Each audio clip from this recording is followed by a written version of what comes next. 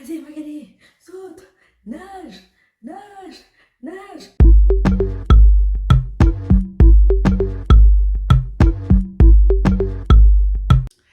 Hello les amis, c'est reparti pour un nouvel épisode dans la Magabox. Alors aujourd'hui on va parler de quoi? On va parler de quoi? Koh Lanta a repris les amis, Koh Lanta a repris. Alors il faut se dire que c'est une de mes émissions favorites. Mais en fait ce style d'émission style Naked and Afraid, Pékin Express, Koh Lanta, c'est mon dada en fait. C'est mon dada dans un autre monde, je me vois aventurière en fait. Je me vois aventurière. Et donc bref, en fait moi j'ai toujours ce délire d'être aventurière, sauf que je me suis dit, et j'ai réalisé très vite qu'en fait la natation là en fait c'est un truc très important. Et donc aujourd'hui on va parler de ça, on va parler de on va parler de mes âmes. Je me concentre. A few minutes later. On va parler de mes mésaventures. Oh putain, on va parler de mes mésaventures avec l'eau. Parce que franchement, clairement, en fait, moi et l'eau, on a toujours eu un problème. En fait, on n'a jamais été amis. Et donc, en fait, cela m'empêche tout simplement d'imaginer ma future carrière d'aventurière hors pair, en fait. Parce que tout simplement, je vais me noyer. Les amis, je vais me noyer. C'est pas une question de savoir nager, c'est une question de se noyer, en fait. Corporellement parlant, je ne suis pas faite pour aller dans l'eau. Explication numéro 1. Il faut savoir que tout a commencé dès le bas âge, en fait. On avait des cours de natation, hein, il me semble, en primaire. Vous voyez, aller récupérer les bails dans l'eau, va récupérer un truc en profondeur. Ça, c'était top, c'était marrant, on s'amusait. Sauf que c'était marrant jusqu'à ce qu'on perde pied. Parce qu'en fait, j'ai pas l'impression, j'ai pas les souvenirs, en tout cas, qu'on m'a appris à nager. On m'a appris à aller récupérer là où j'avais pied. Mais en tout cas, bref. Donc, en tout cas, pas beaucoup de souvenirs de ma vie, de mon expérimentation de natation quand j'étais jeune, sauf la fois où tout simplement j'ai failli me noyer. Alors, il faut savoir que quand j'étais, je crois que j'avais quel âge? J'avais genre entre 5 et 10 ans. On était partis à la mer avec mes grandes sœurs et une cousine et une tante du côté de la côte belge. Et en fait, il faut savoir que mes grandes sœurs, étant beaucoup plus grandes que moi, voilà, moi je pensais qu'elles avaient pied là où elles étaient et elles étaient en train de parler avec une autre cousine beaucoup plus loin. Et moi, mon idée sordide, complètement stupide, a été de vouloir les rejoindre. Et donc, de mon petit âge, je me suis promenée mignonne que j'étais à l'enfant vraiment adorable. Et donc, bref, j'entreprenais du coup de rejoindre mes grandes sœurs quand tout d'un coup, en fait, j'ai juste perdu pied et en fait, je ne savais tout simplement pas nager. Donc, j'étais en train de me noyer dans la mer du Nord, en fait. Et il faut savoir que c'est un flamand qui est venu me sauver. D'ailleurs, merci monsieur tonton flamand, vraiment, merci à toi parce que peut-être que je ne serais pas en vie jusque maintenant. Tonton flamand, vraiment, que Dieu te bénisse. Parce que vraiment, en tout cas, les gens qui étaient autour de moi, ils me regardaient vraiment. En plus, on était à l'époque de 1990. Ça se trouve, ils étaient juste en train de voir une crotte à la mer, peut-être, vous voyez. Et en tout cas, on était là, on me regardait, alors que j'étais là, au secours, au secours. Bon, comme on était dans la côte flamande, est-ce que peut-être il fallait parler en néerlandais, je ne sais même pas comment on dit au secours en néerlandais. Donc, c'est quoi? Au secours en néerlandais. Ça me l'a. Au secours en néerlandais. Il serait temps de revoir le néerlandais, mais ce n'est pas le sujet de cette vidéo. Ne nous égarons pas, ne nous égarons pas. Donc, première mauvaise expérience, c'est que j'ai failli me noyer du coup quand j'étais jeune à la mer du Nord. Alors il faut savoir que donc tonton Flamand m'a ramené, il m'a porté, il m'a sauvé et il m'a ramené à la plage. Et une fois qu'en fait ma famille a vu qu'en fait j'étais à la plage, parce qu'évidemment elles n'avaient pas remarqué qu'il y avait deux petits bras qui dépassaient, qui essayaient de survivre, et ben en fait ils sont venus me rejoindre et on m'a juste insulté de ce bain. Deuxième mauvaise expérience, alors deuxième mauvaise expérience avec l'eau. D'abord le cheminement avant ma deuxième expérience, c'est qu'il faut savoir que donc quand je suis rentrée en secondaire, ben pareil, quand j'étais sur Bruxelles à l'époque, donc ma première secondaire avant que je quitte pour arriver en Wallonie, quand j'étais sur Bruxelles, on avait cours de natation, mais vous savez bien, on avait avec les copines, flemme, les cours de natation, c'était un cours pour aller sécher. Donc évidemment, on a toutes nos règles, on a nos règles toute l'année. Donc en fait, franchement, la vérité, je crois que j'ai participé à tout casser, à pas... Allez, 5 cours de natation en secondaire, vraiment. Donc voilà, on n'était pas fait vraiment pour être maître nageur, quoi. Mais vous inquiétez pas que je sais nager, hein. Je sais peut-être pas faire de vélo, mais je sais nager, moi. Attention, hein. On dit que les Noirs savent pas nager, c'est faux. Peut-être qu'il y a une Noire qui ne savent pas faire du vélo, par contre. Ça, c'est vrai. Mais je sais faire du roller, attention. Donc je ne vais pas avec moi, hein. J'ai des skills. Hein. J'ai déménagé, je suis arrivée en Wallonie, pareil. En fait, comme par hasard, je pense l'année où je suis arrivée vers Braine-le-Comte, eh ben, la piscine communale venait d'être détruite. Parce que du coup, dans notre cursus sportif, on n'avait pas de cours de natation. Donc rebelote, bah, du coup, on a eu des cours, beaucoup de courses. Donc vous inquiétez pas que moi, je suis une runneuse de dingue, hors pair. Vous voyez comme ça les kilos. Je peux taper un sprint, bon pas peut-être sprint, je suis plus dans l'endurance moi, parce que sprint je peux m'évaluer à tout moment, je perds l'esprit, je me retrouve au sol, mais ne jouez pas avec moi. Moi et la course, Bon, peut-être jadis, parce que c'est vrai que je dois reprendre un peu Basic Fit. Donc ça, c'est quand même... parenthèse fermée, s'il vous plaît, parenthèse fermée. Donc, pour arriver à la deuxième expérience, du coup, quand j'ai fini mes secondaires, je ne savais pas trop quel était mon niveau en tant que maître nageur, quoi. Je ne savais pas trop quel était mon niveau. C'est vrai que voilà, quand je partais en vacances, bah, j'avais pas l'habitude spécialement d'aller à la piscine. On allait à la mer, mais vous savez bien, on va à la mer, mais pas pour aller commencer à nager, quoi. C'est pas pour montrer nos talents de natation, en fait. C'est juste pour poser, faire des petites photos qui matchent sur Instagram, quoi. Vous voyez? Début vingtaine, il me semble un truc du style. On s'est chauffé avec une copine, on s'est dit, bon, voilà, trop c'est trop. On va recommencer les cours de natation. Enfin, les cours de natation. En tout cas, on va reprendre un abonnement pour la piscine. Comme ça, on va pouvoir se tester, etc. Donc voilà, let's go, on commence à se tester. On prend le cours de natation, sauf que nous, en fait, on s'est enjaillé. En fait, c'était aussi un sportaise, donc c'était un centre sportif où il y avait également dans la piscine, jacuzzi, hammam, évidemment. Bah, la moitié du temps, on restait 20 minutes à faire 3 longueurs maximum, en tout cas pour moi. Bon, ma copine en faisait 10, moi j'en faisais 3. J'avoue que je suis super nulle, j'ai des problèmes de dos. Bon, en tout cas, on n'allait pas vraiment pour nager. Donc encore une fois, c'était un peu compliqué de savoir vraiment quel était notre niveau. Toutefois, au fur et à mesure, étant donné qu'on renouvelait les abonnements comme si c'était la piscine de notre père, bah, on a commencé quand même à se rendre compte que ça va, on s'en sortait pas mal. Enfin, on peut ne pas se noyer, quoi. On peut ne pas se noyer. On n'est pas dans l'alerte à Malibu, mais on n'est pas dans Sauver Willy, quoi. Tu vois. Donc, il y a un juste milieu. Il y a un juste milieu, en tout cas. Et donc voilà, bah, je me suis dit, bah, c'est bon, en fait. Je suis prête à affronter les animations nautiques, comme on dit ici, c'est les attractions nautiques. Si c'est comme on dit, les activités nautiques. Donc tout simplement, moi j'avais jamais fait aussi quand je partais en vacances, comme je vous ai dit, j'avais pas l'habitude de partir en mer pour faire des activités, etc. Du coup on arrive à la deuxième expérience qui est du coup la fois où je suis partie à Malaga avec des copines. Donc déjà on est arrivé à Cocoland, il faut savoir qu'on a baptisé cet endroit Cocoland, c'était quelque part très très très lointain vers Malaga en Espagne, mais en tout cas c'était Cocoland parce que c'était tout simplement un village de cocos. Alors qu'est-ce que sont des cocos? Des vieilles personnes retraitées qui ont fait d'un lieu leur endroit de prédilection et qui ont interdit à la jeunesse de pouvoir s'inspallen. Et le plus jeune, c'est le moniteur des activités qui a même 45 ans. Donc voilà, c'est ça Cocoland. C'est ça Cocoland. Donc déjà, on était à Cocoland, il n'y avait pas grand chose à faire. Donc on s'est dit, ben voilà, c'est le temps de tester des activités nautiques, vous voyez. Et en tout cas, je parle très très vite, donc il faut que j'essaie de me calmer. Respire. Je sais que je parle super vite et j'essaie vraiment de faire des efforts pour articuler un peu plus, parce que je sais que par exemple, pour ceux qui n'ont pas eu l'habitude de me suivre, ben, ça peut être très compliqué de me follow. Mais une fois que vous avez compris la cadence, vous rentrez dans le moule. Mais bon, on va se calmer. A few minutes later. Donc, on se dit, ben voilà, on va quand même tester du coup cette activité nautique. On avait droit au jet ski, je crois qu'il y avait le matelas, il y avait la banane. Et donc, il y avait cette fameuse banane. Donc, on se dit, ben c'est tout, on va se chauffer avec les copines, on va monter sur la banane, vous voyez. Et donc, en fait, on commence à entreprendre du coup cette aventure nautique. Et donc, on commence à mettre les gilets de sauvetage, etc. Sauf qu'il faut savoir que moi, généralement, je porte je suis très serré ici, donc entre du M, du L, on va dire. Du L, donc large au niveau de mes hauts, sauf qu'avec mes seins, au niveau du gilet de sauvetage, vaut mieux viser le XL, voire double XL, en fait, vous voyez. Donc, en fait, j'arrive avec un gilet de sauvetage comme ça, qui, en fait, sauve juste mes seins, mais en fait, ici, je peux même glisser comme ça du gilet de sauvetage. Donc, je sais même pas si c'est vraiment un gilet de sauvetage ou si c'est un gilet pour me faire mourir, en tout cas. Donc, c'était déjà très compliqué même d'avancer. Si c'est pas que j'avançais comme ça, comme Robocop. Bon, vous voyez, j'exagère toujours. J'avançais bien, mais je voyais déjà qu'il y allait avoir des problèmes. Je sentais déjà les problèmes arriver, vous voyez. Et donc, en fait, je suis arrivée, donc on est là, on est en pleine inspiration, quoi. On est en mode, oui, on va monter sur la banane. On a quand même un peu peur, des craintes, hein, parce qu'on n'aime pas trop l'eau. Moi et mes copines, on n'est pas trop fanat de la mer. Hein. On est des aventurières, mais on n'est pas fan de tout ça, vous voyez.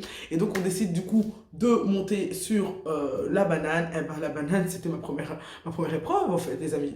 La banane, c'était ma première épreuve, en fait. Monter sur la banane, c'était ma première épreuve. En fait, c'est super difficile pour des personnes qui ont une grosse poitrine de monter sur une attraction nautique. En fait, je sais pas si vous vous rendez compte. Vous voyez, vous avez la banane, et le souci, c'est qu'en fait, pour monter, vous devez faire un élan. Et donc, quand vous posez sur vos bras, vous vous soulevez pour après avoir un élan, vous sautez comme ça. Bon, vous avez compris l'illustration du truc, hein, pour ceux qui partent en vacances, les amateurs d'animation nautique. Et donc, le souci qui se passe, c'est que moi, je ne sais pas si vous voyez ma grosse poitrine, avec aussi, vous rajoutez un gilet de pare-balles, un gilet de sauvetage. Donc, quand je fais comme ça, vous ne voyez pas qu'il y a un problème. Devinez. Vous ne voyez pas qu'il y a un problème. En fait, le problème, c'est que quand je saute comme ça me rabaisse encore. Je saute comme ça, le gilet de pare-balles, le gilet de sauvetage, bon, Le truc de sauvetage, le gilet, on va l'appeler souvent le gilet parce que tu sais, je vais commencer à toujours dire par balle, ça va pas aller. Donc le gilet en fait à chaque fois me redescendait en fait. Donc en fait la banane elle est là, j'essaie de sauter. Mais maintenant comme j'arrive pas à sauter comme ça, vous voyez, j'arrive pas à sauter comme ça en fait. Donc en fait quand je sautais toujours comme ça, allez, la banane me redescendait. Les amis, je perdais non seulement mon énergie, mon souffle, et en plus maintenant j'avais des téléspectateurs et un public qui est en train, un public qui est en train de me regarder, donc c'était la catastrophe, vous vous rendez même pas compte. J'ai galéré à monter, franchement, et évidemment le type au lieu de venir avec son jet ski, de poser mes fesses pour que je puisse au moins avoir un élan un peu plus haut parce que je suis déjà aussi naine, donc l'eau m'arrivait peut-être ici. Non, aucune pitié. Aucune pitié, les amis, aucune pitié. Là, c'était un appareil dentaire, genre en mode sourire d'enfer de dingue. Après, j'ai rien contre les gens qui ont des appareils dentaires. Hein. Moi-même, je dois en porter un. Mais pour dire que je vous décris quand même la personne, donc une audace. Vous voyez, les gens qui ont des futurs sourires, ils sont très impolis. Des gens très, très, très impolis, très à l'aise. Une audace plus qu'audacieuse, vraiment. Une audace plus qu'audacieuse. Donc, déjà, c'était déjà très, très, très, très, très galère de monter sur cette banane. Sachez que quand je suis montée sur cette banane, si c'est pas qu'on m'a applaudi. Donc déjà, catastrophe avant même de démarrer. On monte sur la banane. Alors, il faut savoir que moi, je suis l'aventurière, mais j'abeule. En fait, j'ai super peur de l'eau. Moi et l'eau, on n'est pas... En fait, je sais pas si vous vous rendez compte. On ne connaît que 3% des animaux marins sur la planète. 3% des animaux marins. Est-ce que vous vous rendez compte que vous voyez pas qu'il y a quelque chose comme qui est insensé? Vous voyez pas qu'il y a quelque chose comme qui est insensé que nous sommes en train de prendre des risques? Nous apprenons à surfer, nous apprenons à se jet skier, nous apprenons à faire beaucoup de choses. Mais à tout moment, on peut être avalé par un animal nautique, si c'est aquatique, inconnu au bataillon. Et moi, le problème, c'est que je suis le genre de personne qui attire toujours les choses originales et singulières. Donc, je suis sûre que si un jour, je dois mourir, aquatiquement parlant, dans l'eau, si je dois mourir dans l'eau, je vais me faire agripper, si je ne sais pas si c'est par le monstre du Loch Ness, si je ne sais pas par quelle sirène, je ne sais pas quoi. Donc en fait, je ne suis pas à l'aise. Donc en fait, quand j'étais sur cette banane, moi je me disais, Magali, tu es sur cette banane, il n'y a pas de souci. Maintenant, tu vas serrer tes mains. Tu ne vas pas te détacher. Si la banane tourne, tu vas tourner avec la banane. On va tourner ensemble, les amis. Vous ne savez pas comment je me suis agrippée. Je me suis agrippée quand on dit agrippe-toi à la vie. Quand on a dit agrippe-toi à la vie, je ne sais même pas s'il y a même un verset public qui peut dire agrippe-toi à la vie. Je vous ai dit, je me suis agrippée à ma vie. Et donc, cet animateur, ça se voyait il était plein de fougue. Il a vu des cobettes. Il y avait une seule blanche, c'était notre copine. Et après, il y avait quoi? Il y avait une sœur ou un couple. En tout cas, c'était des Anglais qui étaient avec nous. Et donc, on était tout un groupe qui s'est dit, on est noir, l'autre, tu vois. Je sentais qu'il était en train de vibrer, en fait. Il était en train de vibrer maléfiquement parlant, là. Il était en train de vibrer. Donc, moi, je me suis dit, tu vas pas m'avoir, gars. Tu vas pas m'avoir, toi, tu sais pas. Moi, j'ai la puissance, gars. J'ai la puissance. C'était un combat avant même l'heure. Ça commence à démarrer, les amis. On est là, on est sur la banane. On est là, on vibre. Gauche, droite. Il tourne une première fois. Ça tombe. Moi, je suis resté, les amis. Je suis resté.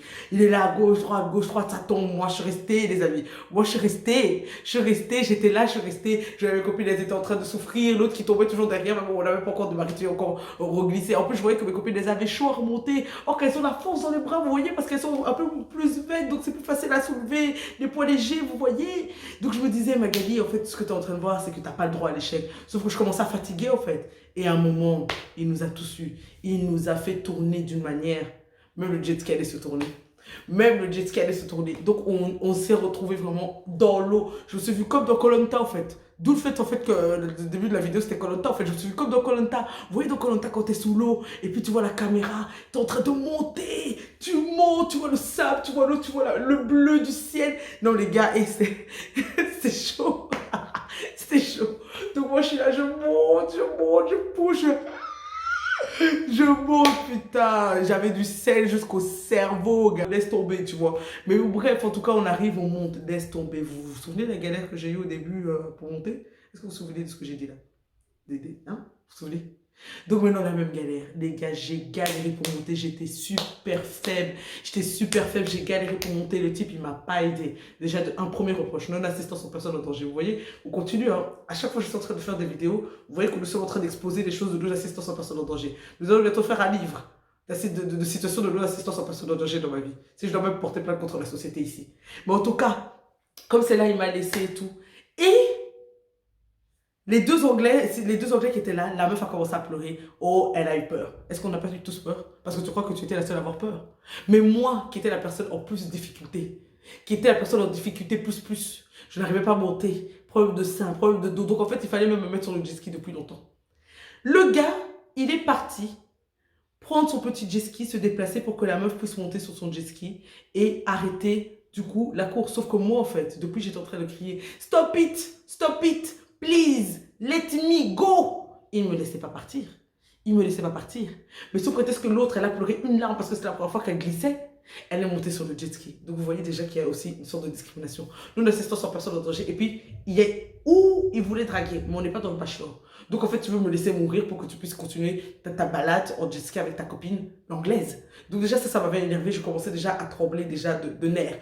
On a continué. Je crois qu'ils nous ont encore fait tomber 2-3 fois, mais en tout cas, mauvaise expérience. Donc vous voyez déjà que moi et l'eau, ça va pas. Comme je vous ai dit, deuxième expérience, c'était vraiment Bagdad, c'était la banane. Alors on arrive à la troisième expérience avant que je finisse du coup sur cette vidéo. Je pense que c'était en 2017-2018, jadis. Je suis partie au Portugal, donc je pars au Portugal avec des copines.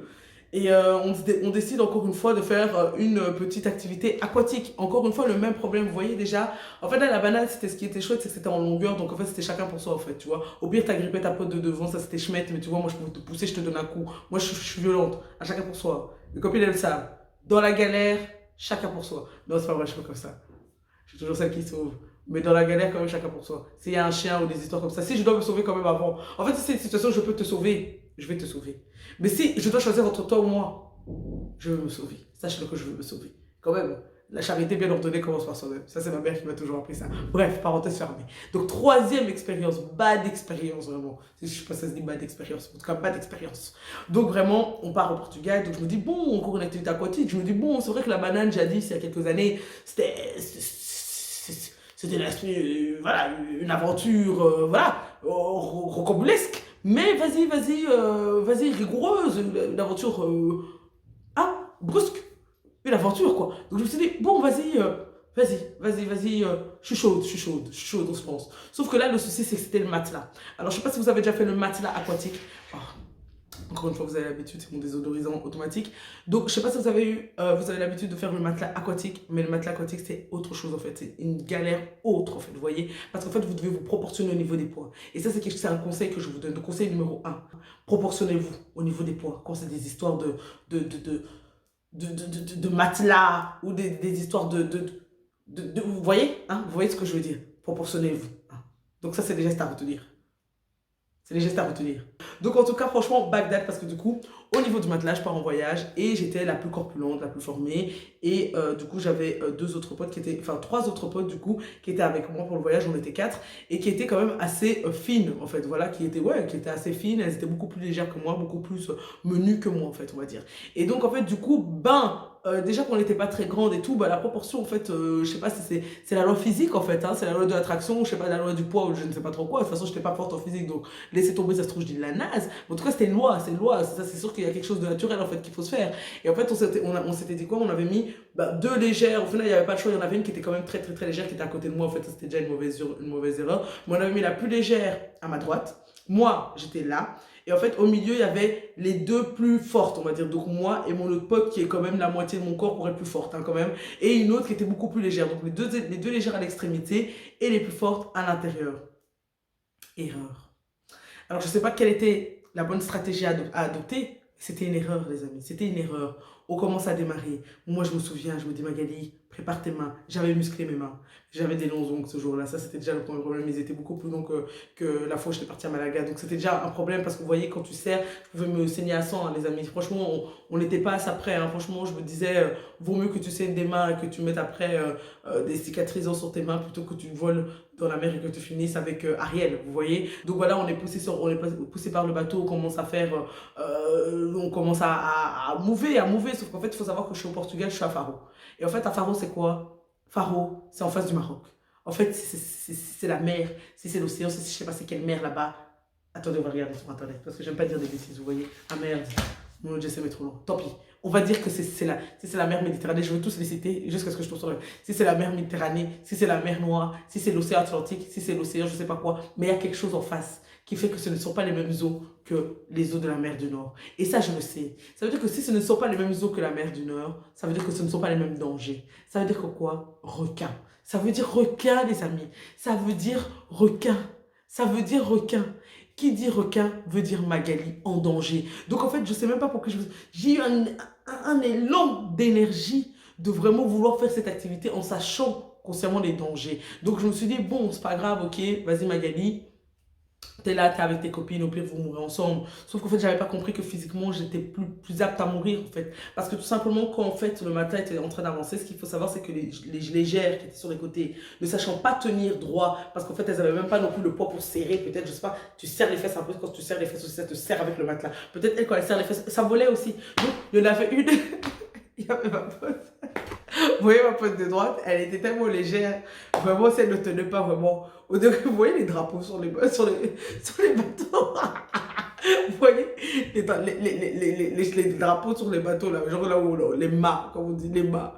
Vous accrochez un drapeau, il y a juste quelqu'un qui fait comme ça. Ça, c'était ma pote déjà de droite. Donc déjà, elle, c'était la catastrophe. Donc qu'est-ce qu'elle faisait? Elle essayait aussi de se coller sur moi. Quand c'était pas vers l'extérieur qu'elle partait, de toute façon, indirectement, elle était collée à l'intérieur et elle n'arrivait pas à gérer son poids pour se remettre à sa place. Donc en fait, ça veut dire que souvent, elle tombait sur moi. Donc en fait, son poids tombait toujours sur moi. Donc en fait, elle savait pas se contrôler, elle faisait pas exprès. Mais du coup, en fait, elle tombait sur moi. Donc ça veut dire que moi, quand les vagues nous soulevaient, je sais pas si vous voulez, mais en fait, une vague te soulève. Donc tu es en train de tenir le truc.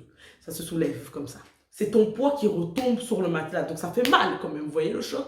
Maintenant, tu as le poids de ta pote. Vous voyez pas qu'il est lent, hein, une histoire de physique. Vous voyez pas que ça fait aussi mal. Ça fait aussi mal. Vous voyez pas qu'il y a quelque chose qui va pas. Donc, en fait, justement, j'étais en train de supporter un autre poids, en fait, au-dessus de moi. Mais c'est pas ça. Quand la droite va pas, la gauche aussi va pas. Donc, la légère du côté gauche aussi était en train de faire la même chose à celle de milieu, qui, comme elle était plus légère que moi, était aussi en train de glisser vers moi. Donc, les amis, est-ce que je me suis pas retrouvée à porter même tout le poids de tout le monde? Donc, en fait, quand ça se soulevait, est-ce que c'est le matelas qui volait ou si c'était seulement ma personne avec tout le monde au-dessus de moi? Donc en fait, vous voyez le choc quand je retombais sur le matelas. Il était tellement chaud, les amis. J'étais en train... En fait, je pouvais me couper la langue. Vous voyez quand on dit qu'il faut faire attention à ça, je faisais...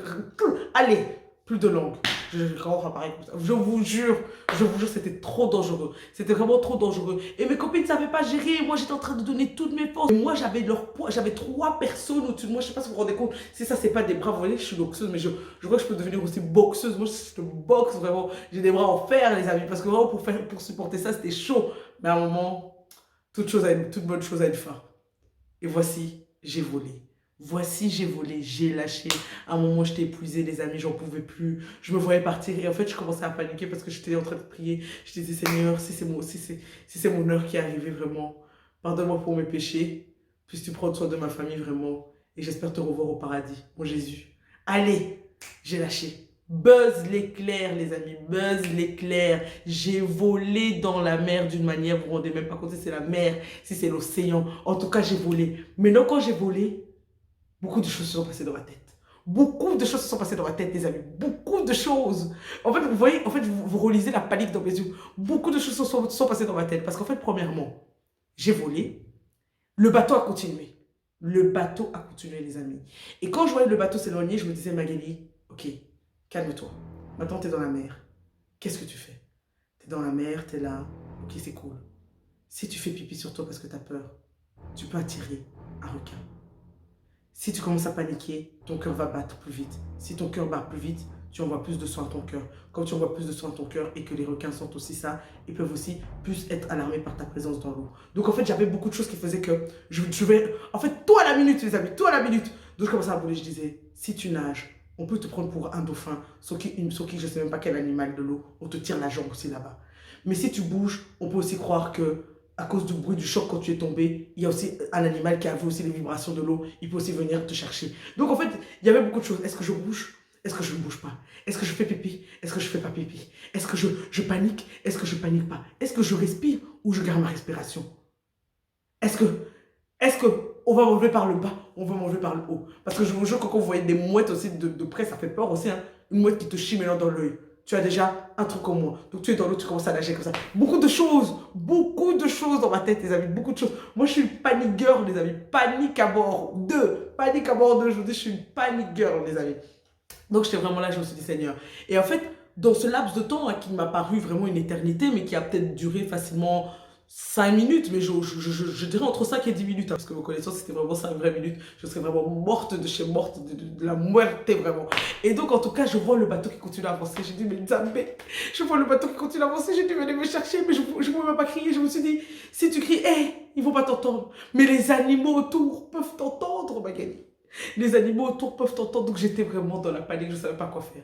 J'ai commencé à avancer seulement. Mais je me suis dit, mais si tu avances, tu vas te fatiguer, et quand le bateau va arriver, comment tu vas faire? Mais je me suis dit, imagine le requin, il est derrière, et que maintenant le temps que tu n'as pas avancé, c'était le temps que tu pouvais avancer pour aller dans le bateau. Donc j'ai avancé seulement. Je commence à avancer. Petit à petit, je regarde de gauche, de droite, à gauche.